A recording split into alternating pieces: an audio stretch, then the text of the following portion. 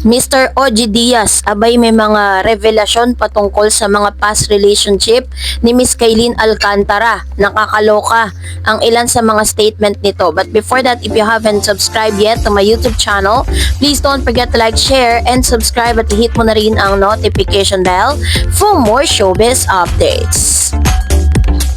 Of course, bago tayo magpatuloy sa ating updates for today's video, nais kong pasalamatan kayo for always watching and trusting this channel. Thank you so much sa inyong palagiang panonood at palagiang pagsubaybay. Let's watch this video clip. Na Lisa, itong si Carmina kay Kaylin sa ginagawa sa anak. Dahil di ba ay nakarating doon, kung matatandaan natin, nung naging si Kaylin at si Mavi ay ewan ko kung totoo at kung pabubulaanan ito ni Kaylin, mas magandang salita siya na sinasaktan ni Kaylin itong si Mavi physically. Ni Mavi si Carmina. Tapos ito na naman daw, isa na namang nanay sa salita bilang depensa sa kanyang anak. Itong si Kobe, ito nga si Jackie Forster. Ito nga, so alaman ko pa na si Kaylin ay naging ano rin pala ni Miguel Tan Felix. Ah, talaga? Oo. At ewan ko kung totoo na pati raw itong si Miguel Tan Felix ay sinasaktan din daw ni Kaylin physically. Ay, mapanakya. Physically talaga din? Oo, di ba? Kung mapapansin mo, Lloyd, iisa lang yung pattern. Nananakit si Kaylin. Yun ang pinalalapas. Ano yung pattern na sinasabi? Pero Nay, ang dami din mga netizens na nagko-comment. Paano naman daw masasaktan ni Kaylin yung mga lalaki? Ang liit-liit niya, tapos mga malalaki yung mga boyfriends niya. Eh, may mga lalaki naman. Si Miss Kaylin Alcantara, isa sa mga kilalang aktres sa industriya ng showbiz sa Pilipinas. Sa kabila ng kanyang tagumpay sa larangan ng pag-arte at pagkanta, hindi siya iligtas sa mga kontrobersya at chismis na karaniwang kaakibat ng pagiging isang public figure. Kamakailan lamang ay muling naging sentro ng usapan si Kaylin dahil sa mga aligasyon na siya ay nananakit, mapanakit sa kanyang mga naging karelasyon. Bagay na pinuna ni OG Diaz bilang bahagi ng kanyang isang pattern na chismis na paulit-ulit nang lumalabas. Ang isa sa pinakabagong issue na kinaharap ni Kaylin ay ang aligasyon na siya ay nananakit sa kanyang mga naging karelasyon. Ayon sa isang ulat, binanggit ni OG Diaz na may pattern sa mga chismis na lumalabas tungkol kay Kaylin. Partikular na ang mga aligasyon ng pananakit sa kanyang mga ex-boyfriend. Bagamat walang direktang ebidensya na magpapatunay sa mga aligasyong ito, ang paulit-ulit na paglitaw ng mga ganitong mga chismis ay nagdudulot ng negatibong imahe kay Kaylin sa mata ng publiko.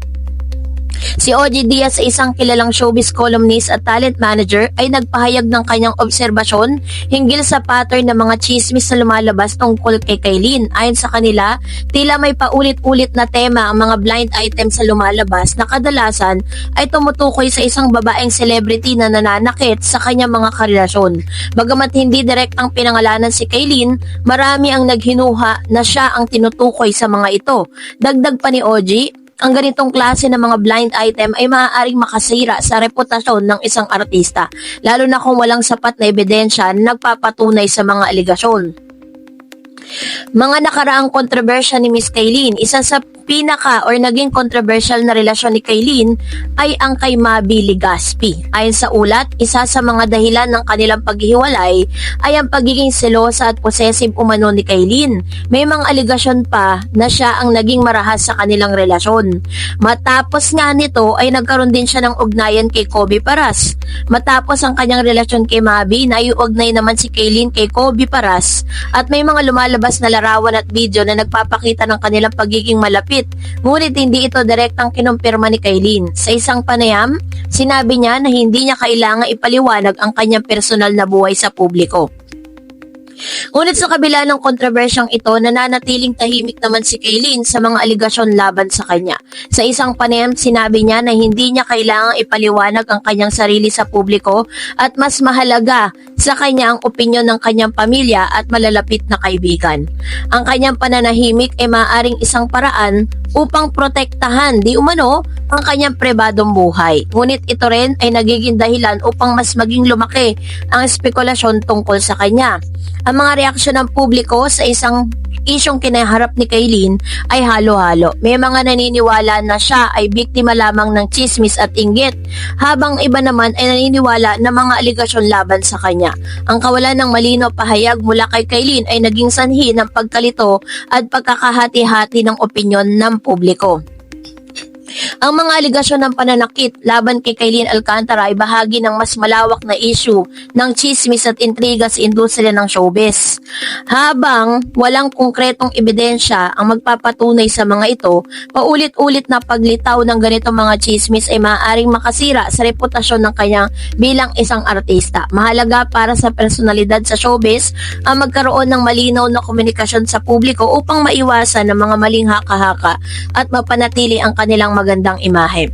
Sa isang episode nga na inilabas ni Mr. OG Diaz sa kanya pong channel sa OG Diaz Showbiz Updates ay pinagdugtong-dugtong at talagang pinag-connect nitong si Mr. OG Diaz ang ilan sa mga naging issue patungkol dito po kay Miss Kailin Alcantara. Sinasabi nito na parang tila pattern ang nangyayari dahil mula po kay Mr. Miguel Tan Felix na nakarelasyon nitong si Miss Kailin na isa rin po ang reklamo sa kanya na mapanakit daw di umano itong si Kailin. And then nung sumunod dito naman kay Mavi Legaspi ay ganon din ang sinabi nito, kaya nga po naglabas din at nagalit din po ang ina nitong si Mavi Legaspi at sinabi ni Miss Carmina Villaruel noon na walang pwedeng manakit sa kanyang anak kundi siya lamang bilang ina. And ganon din naman po ang inilabas ni Mr. Jackie Forster na sinasaktan daw di umano ni Miss Kailin Alcantara ang kanyang anak na si Mr. Kobe Paras. So dahil po dito ay talaga namang grabe po yung madiin po ang mga bintang para kay Miss Kailin Alcantara patungkol sa issue nga ng pananakit. Kamakailan lamang ay paulit-ulit pong lumalabas sa mga blind items ang pangalan nitong si Miss Kailin Alcantara na talagang hindi man po tahasang binabanggit ng ilang mga showbiz insiders and showbiz personalities or showbiz mga commentators, no? Pero ang kanila pong pagsasalarawan ay tumutukoy kay Miss Kailin Alcantara. So kaya naman sabi po ng ilan, kaya nung lumabas po yung issue patungkol sa kanyang pananakit is talagang halo-halo po ang naging reaksyon ng mga netizen. Merong mga naniwala kay or mayroong mga kumampe dito kay Kailin at hindi naniniwala sa mga chismis. Meron din naman na parang naniniwala na mapanakit nga itong si Kailin. Pero sa kabila ng lahat ng mga isyong ito ay nananatili pa ring tahimik ang isang Kailin Alcantara. Because sabi niya nga sa kanya pong interview that she knows the truth and the truth, you know po yung katotohanan ay nasa kanya. Kailangan nating marinig talaga ay si Kailin. Kasi ngayon yung huling post ni Kailin, ganda-gandahan lang siya. Napakita siya na maganda siya. Unbothered. Oo. Tsaka parang kumakanta siya Tito OG. And that's it for today. For more videos and updates, please don't forget to like and subscribe. And please don't forget to follow my Facebook page, Dar Eds TV. God bless everyone.